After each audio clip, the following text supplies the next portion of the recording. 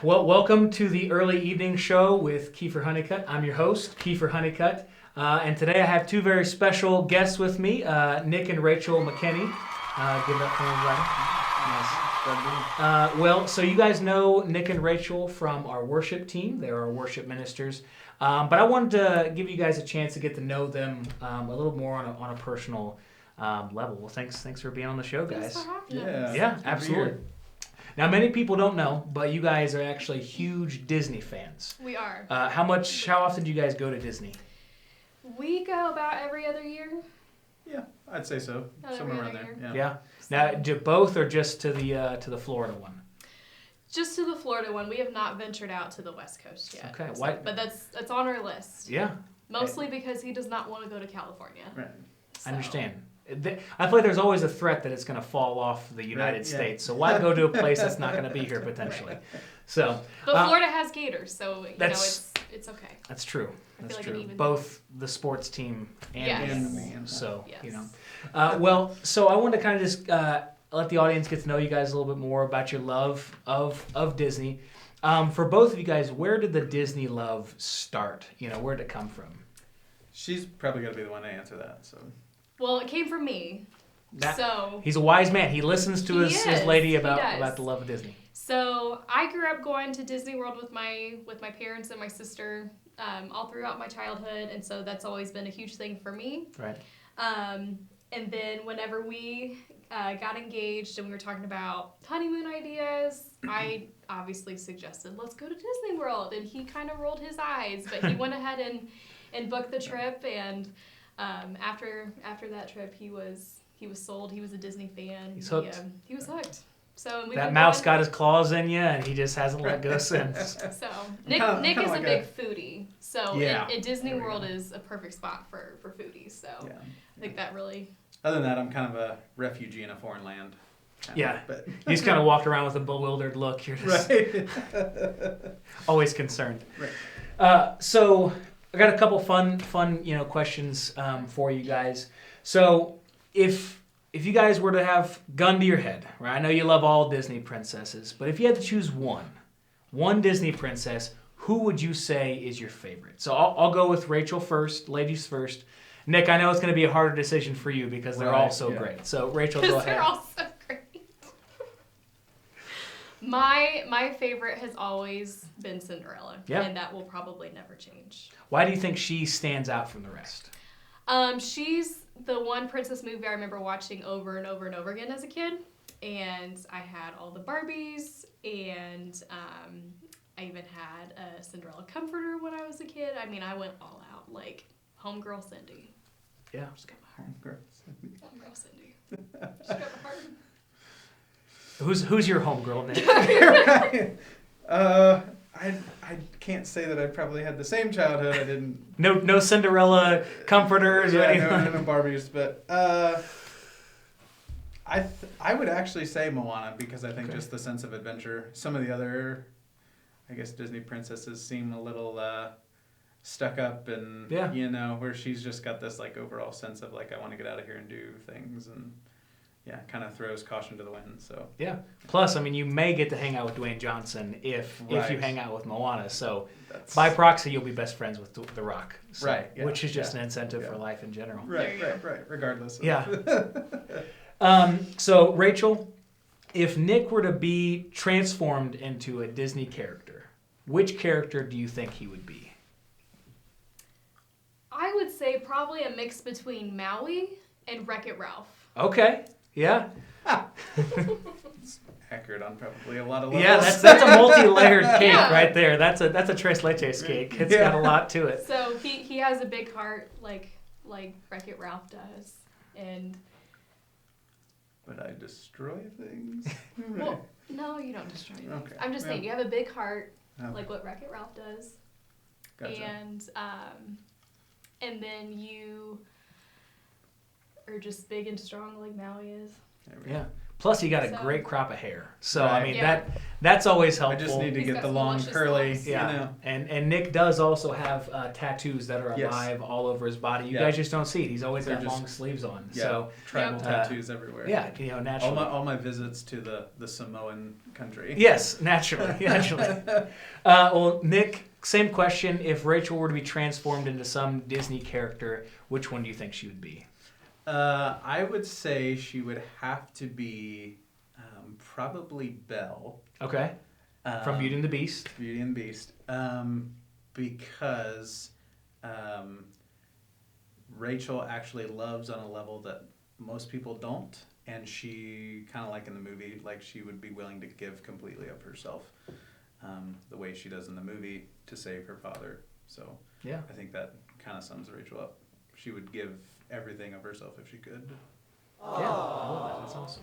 Your explanation's way better than mine. Well, he did get to go second, so I think there probably would have been a much deeper one if I didn't put you on the spot first. So, last question for you guys is, you know, Disney is such a special thing. Obviously, it's a multi-billion-dollar organization, and its profits have really, you know, kind of come from the heart and connection to children. But those diehard fans know Disney really isn't just for children. It's something that extends beyond, you know, adolescence well into adulthood. As two people who kind of have that connection to Disney, why do you think it's so significant? Why do you think it's so timeless?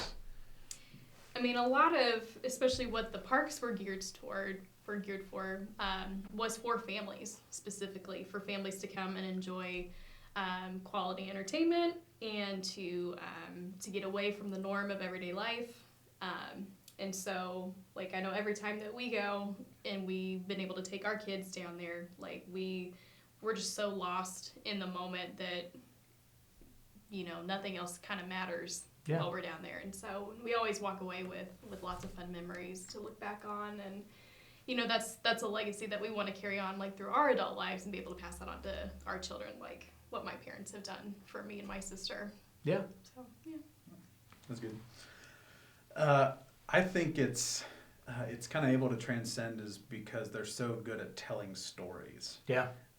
And it doesn't matter how old you are, when you hear a good story, you're captivated by it. So whether you're watching a movie, you actually pick up on more truth as an adult than you do as a kid. As a kid, you're entertained. As an adult, you're kind of more drawn into what's actually being said. So I think that's what makes them so successful, is they're able to tell a story that actually can pinpoint maybe some voids in our hearts and our minds and our lives that we like long for. Reason why a lot of adults still like it is because they still want to be a kid. Yeah. And they still want to be connected to the whimsy, the simplicity of what life was like when you were a kid. And they do that through storytelling. And they're probably one of the best at it. So yeah, absolutely. Yeah. Well, one of the things that Disney is also great at is creating those songs that just get stuck in your head and you cannot get it out. They're sing-along specials, and we love them. So obviously you guys are very talented musicians. You guys have a love for worship music, but also you have a love of just music in general. And so what we want to do is we want to play a game where we take a random Disney song and we ask you guys to turn it into something from just any artist. You know, it can span the genre of music. And so you guys think that's something you guys would be willing to do for us? I think we can. I guess we'll give it a shot, yeah. We like a challenge, so. I think you'll see this as a challenge, but you guys will do great. All right, well, we got you all set up with the guitar. We got everything loaded up. So let's take a look at who our first Disney song is that we have. Okay, all right. And it looks like you have to sing Let It Go from the hit Frozen. So you like that song? I do like that song. I think Perfect. I can channel in my inner Elsa. Yeah. Okay. All right, well, let's see who you have to sing it as. Okay. So you have to sing it as Taylor Swift. Taylor Swift. Tay-Tay. All right, so Tay-Tay. Okay. Good thing you're doing this one. I would be out of it. Yeah, it would be a little awkward. All right, so actually, I have some lyrics here for Let It Go, just in case you need them. I know you're a diehard Disney fan, so you don't have to worry about it, but I'll just leave that there just in case you need it. And Rachel, whenever you're ready. All right. 'Cause I can't hold it back. More. Turn and walk away, slam the door. I don't care what they're gonna say. Let it go. And here I'll stand and here I'll stay. Let the storm rage on. Never going back anymore. Let it go. Let it go. Oh, let it go. Let it go. Oh, let it go. Let it go. Oh, let it go. Let it go. Oh, let it go. Let it go. Woo! Yeah, there we go. That was awesome. I felt all the teenage angst in that. Right. You know, it was all there. You gotta get it all out. You gotta let it go. There you go. Yeah, you get the early Tay-Tay. Right? That was awesome. Well, Nick, that's a hard act to follow. But I think you can do it. I believe in you. Let's take a gander real quick at what Nick is going to have to do. So let's do the generator for our buddy Nick. And you have to sing "You've Got a Friend in Me." Okay. Love that one. It's not as Randy Newman though. I know you were excited about the prospect of that. So okay, and let's see who you have to sing it as. Okay. All right, and you have to sing it as Dave Matthews Band. All right. So you think you got this down? You're gonna channel your inner Andy Dwyer to get this one. Just have really terrible dance moves. Yes, too. yeah. And I do have Oh, okay, great. I do have the lyrics for "You've Got a Friend in Me," so I'll give those to you. So yeah, whenever you're ready, whenever you feel like you got into a good rhythm, just go ahead and start us off.